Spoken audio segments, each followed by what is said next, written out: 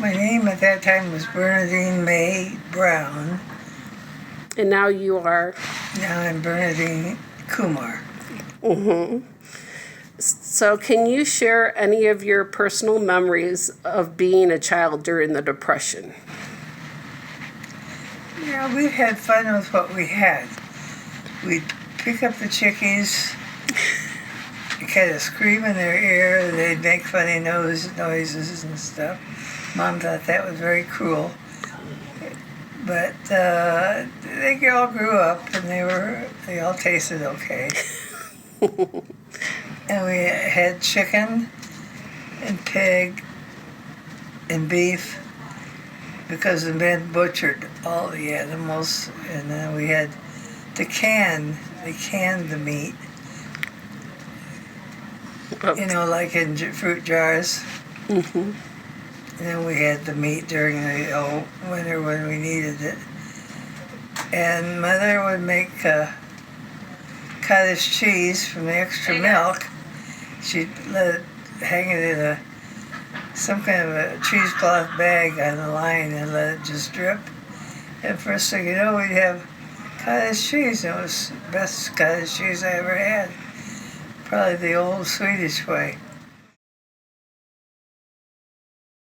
And you lived on a big farm with like your grandparents and a lot of your aunts and uncles, right? You were like Yes. one of the only grandkids on the farm. Mm-hmm. So how were they affected by the Depression? They still had fun. At night we'd sing, Grandma would play the organ, and the rest of us would sing, and somebody else would play a guitar or other instruments. Why did they stop living on the farm in Wisconsin?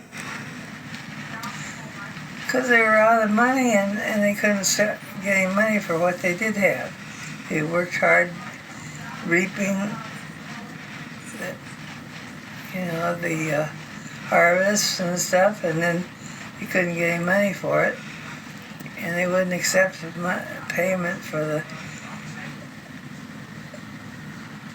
and so the only thing they could do was to leave. And I never did figure how they knew that they could go back to Illinois. So they lost the farm because they wouldn't take the grain. They put animals on the train, and Dad rode with them, and my dad, and everybody else rode back. And Uncle Elmer was pretty young. It was making him nervous on the train.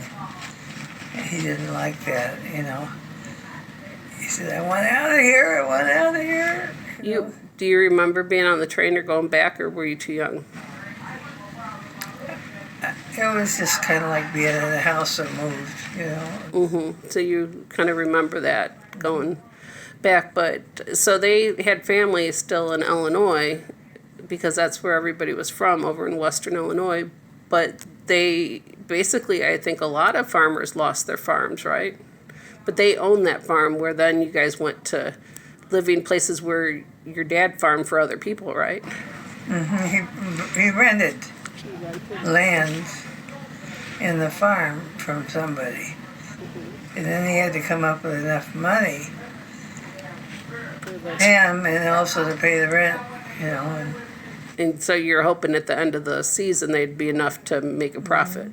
Meanwhile, he and Carl would go out and buy dynamite and blow up stumps in a stump patch, and it'd be a loud boom. They put it underneath the stump and light it and run fast to behind a tree or something. Mm-hmm. And the tree would go boom, and the tree go up in the air, the stump. So they had to clear the land that they were using. No, there already was land, but this was extra land that somebody had cut down the trees and left the stumps there. They just had to get them out of there to be able to plow extra land.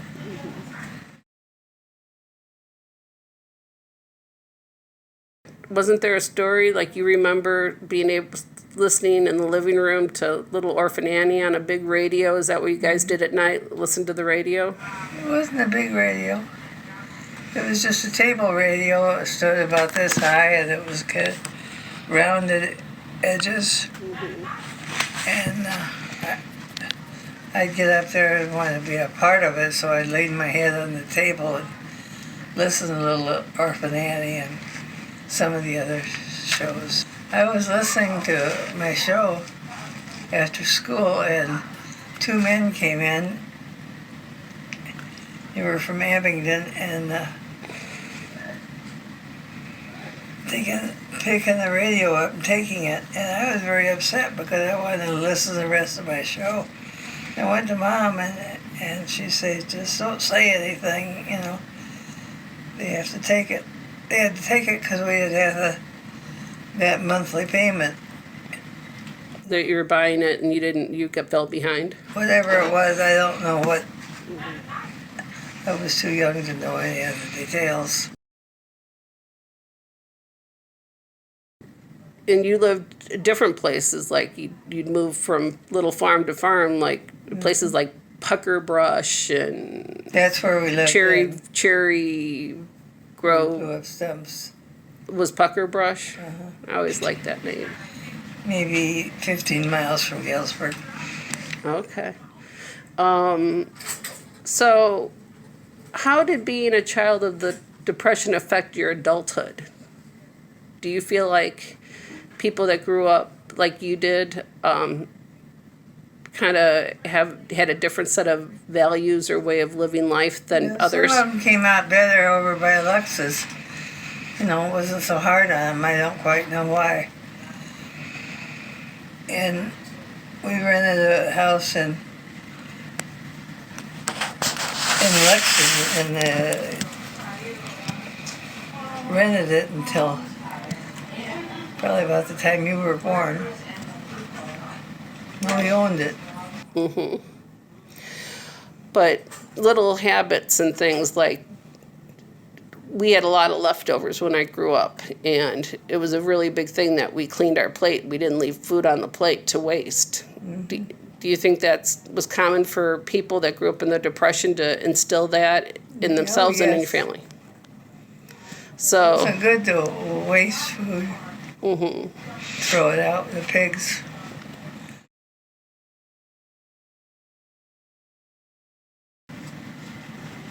They took an interest in world affairs, took the newspaper, had a radio so they could hear the news. They voted. Mm-hmm. And you did. one time we were on our way to someplace, and a man with some kind of a silver-looking coat, stopped us and asked us questions. And we were on our way to Wisconsin, I think. And he said, you just have to wait till the Zephyr goes by. I've told you this, haven't I? No, I haven't heard it. That's a train, right? It's a train. Zepher. He called it Zephyr because it was like a whiff of wind. And they stopped all the cars at all the crossings until that thing went through, because they wanted to establish how long it took to get from one place to the other on maps or break records or something like that. So it was interesting, you know, to ask him questions. Mm. So with your dad, he didn't just farm, he did a lot of odd jobs, didn't he, to help make ends meet? Didn't he like drive a school bus or that was when we got to Alexis. So was the Depression over by the time you got to Alexis, or were you still struggling? It was getting better. But it was still before the Dad bought 40s. the farm, and he bought the house in Alexis. So that shows how much better it was getting. We were more a part of nature we'd sit on the porch and look, and we'd see shooting stars, twinkling stars,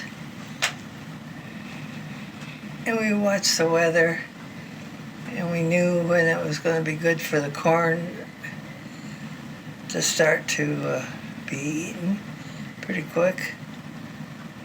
And we were aware because we had a newspaper and a radio, and the neighbors talked and stuff. But that was enough. They didn't all need to have telephones and televisions and all that. We didn't have a telephone. Some people did. But There was no television then. It Right. was like, what are you going to do? You got the dishes done. You know, you have to either blow the lamps out or go to bed or read or whatever. So we just go out and sit on the porch and so lightning bugs. when you said blow out the lamps, does that mean that you had a lot of kerosene lamps, or you did, not electricity? No, they weren't electric. Well, we were at that first house. Dad did put in electric In Wisconsin? in Cameron. Oh, in Cameron. But then other times you had just the kerosene lanterns and all that? So you really couldn't read or do much at nighttime unless you were by a fire. You sat a lamp on the table and you sat at the table if you wanted to read.